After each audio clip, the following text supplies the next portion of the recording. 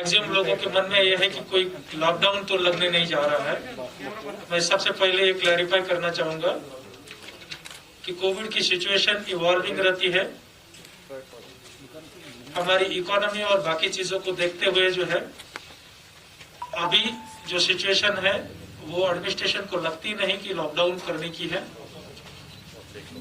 हो सकता है आगे अगर सिचुएशंस वर्स हो तो उस समय अप्रोप्रिएट टाइम पर अप्रोप्रिएट डिसीजन लिया जाएगा, लेकिन अभी जो मैक्सिमम लोगों के मन में, इंक्लूडिंग आपके भी मन में होगा कहीं यहाँ फिर से लॉकडाउन तो नहीं लगने जा रहा है, तो मैं उसमें नेगेटिवली रिप्लाई करता हूँ कि अभी एडमिनिस्ट्रेशन का कोई ऐसा ये नहीं है। लेकिन जो सिचुएशन मुल्क के दूसरे स्टेटों में हो रही है जो सेकंड वेव के चलते, वो सिचुएशन हमारे यहाँ भी डेफिनेटली उभर करके सामने आ रही है। और ये हो सकता है वो उतनी गंभीर नहीं है, सीरियस नहीं है, लेकिन हमने उसको टाइमली एक्स्ट्रा प्रिकॉशंस के साथ, एक्स्ट्रा प्रिपरेशंस के साथ रिस्पॉन्ड करने की जरूरत है। और उसी की एक कड़ी के चलते, उसी के एक स्टेप्स के चलते सोचा कि आपके साथ रूबरू हो और जो है आप भी पब्लिक में जो कोविड रिलेटेड पिछले साल जो ये था, काफी डर भी था, डर का ना होना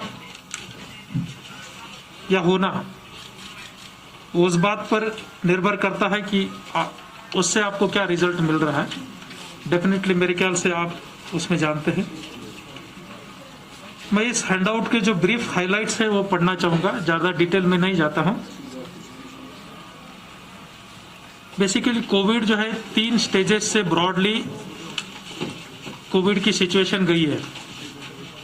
पहला स्टेज था पिछले साल जब हमने कुछ ना देखते हुए लॉकडाउन किया।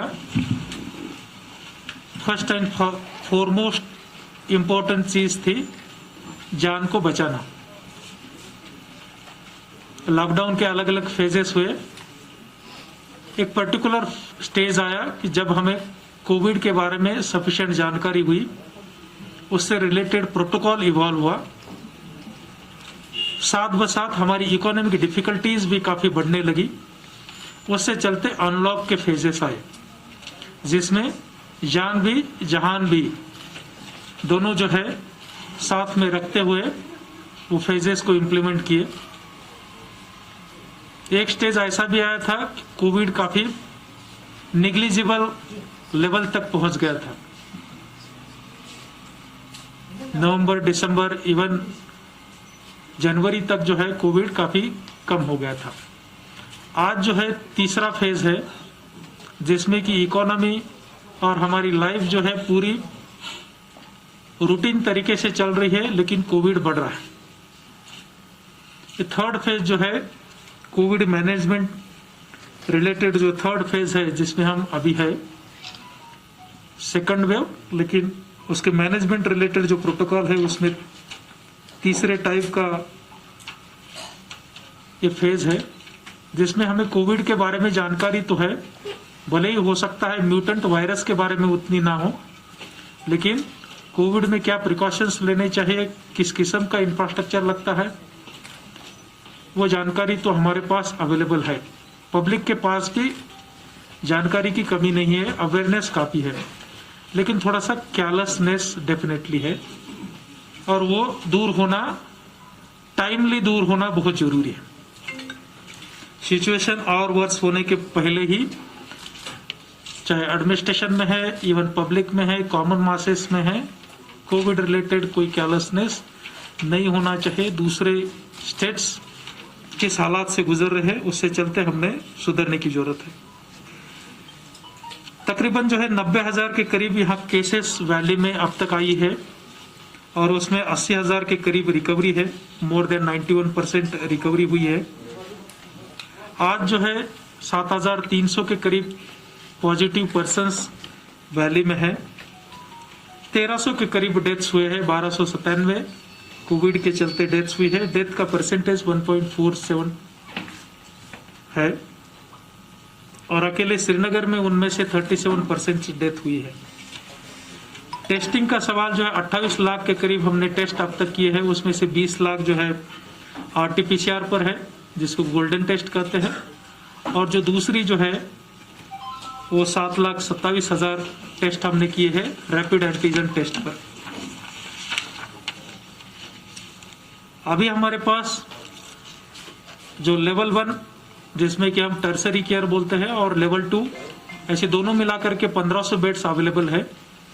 उनमें से हार्डली कुल मिलाकर के 30% ही ऑक्युपाइड है, लेकिन इन बेड की संख्या जो है हम बढ़ा रहे हैं। 37 के करीब हॉस्पिटल्स हमारे ऑक्सीजन प्लांट्स वहाँ अवेलेबल है या कुछ एक दिनों के अंदर वहाँ फंक्शनल होने जा रहे हैं 37 हॉस्पिटल्स। उसके अलावा जो ऑक्सीजन सप्लाईज के जो सप्लायर्स हैं उनसे भी टाइप हुआ है। Non medical oxygen supply totally ban किया है, ओनली मेडिकल सप्लाईज ही वो करेंगे, ऐसी उनको हिदायतें दी गई है। बाकी कोविड रिलेटेड जो प्रोटोकॉल है, मास्क का एनफोर्समेंट वो जारी है। सैनिटाइजर, सोप या हैंड वॉश इससे रिलेटेड पब्लिक अवेयरनेस भी किया जा रहा है। पब्लिक प्लेसेस इकोनॉमी को मद्देनजर रखते रखते, क्योंकि नहीं है तो भी 30-40% इकोनॉमी हमारी टूरिज्म, हॉस्पिटलिटी और अलाइड सेक्टर पर डिपेंड है, वो कंस्ट्रेंट्स ध्यान में रखते हुए प्रयास किया जा रहा है कि पब्लिक प्लेसेस पर एटलीस्ट अनसेफ विदाउट मास्क लोग ना घूमें। बस मेरे ख्याल से यही है। जहाँ तक टेस्टिंग का सवाल था, उसमें नेशनल एवरेज 1.9 लाख पर मिलियन टेस्ट हुए हैं, हमारे यहाँ 3.6 लाख पर मिलियन टेस्ट हुए हैं, और अब तक वैक्सीनेशन 7.5 लाख लोगों को किया गया है। तकरीबन 10% लोगों को वैक्सीनेशन यहाँ वैली में किया है। 75 लाख पॉपुलेशन में से 7.5 लाख पॉपुलेशन जो है वैक्सीनाइज्ड है, और वैक्सीनेशन को और भी आगे बढ़ावा दिया जा रहा है।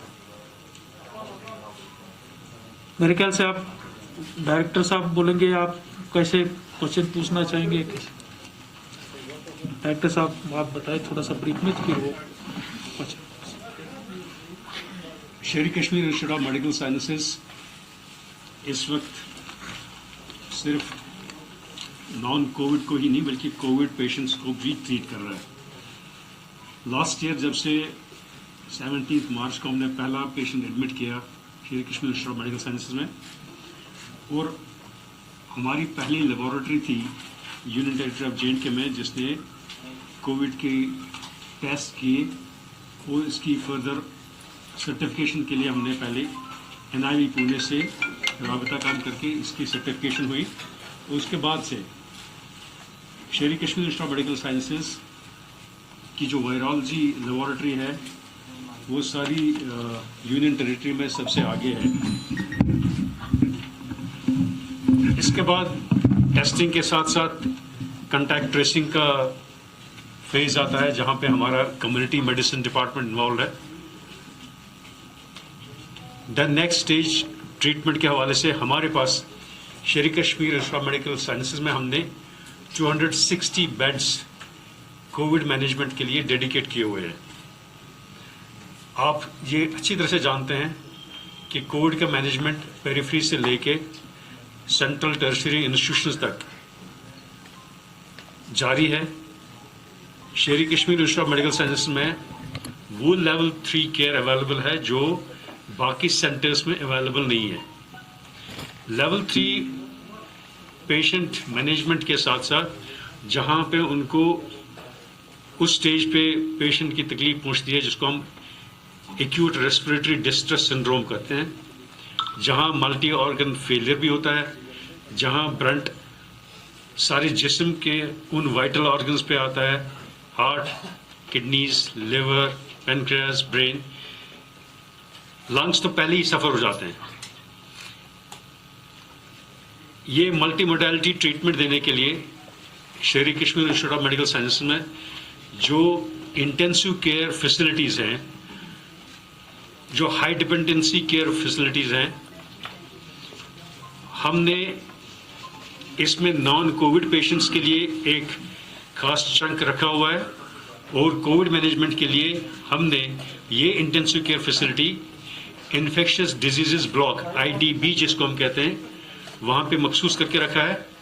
इसके अलावा जैसे भी पेशेंट लोड बढ़ता जा रहा है, हमने शेर Kashmir institute of medical sciences की A विंग को, जहाँ पे हमारा एक ग्राउंड फ्लोर में सर्जिकल ऑब्जर्वेशन वार्ड आता है, फिर 1A, 2A, 3A, 4A, 5A और 6A तक जाते हैं हम लोग।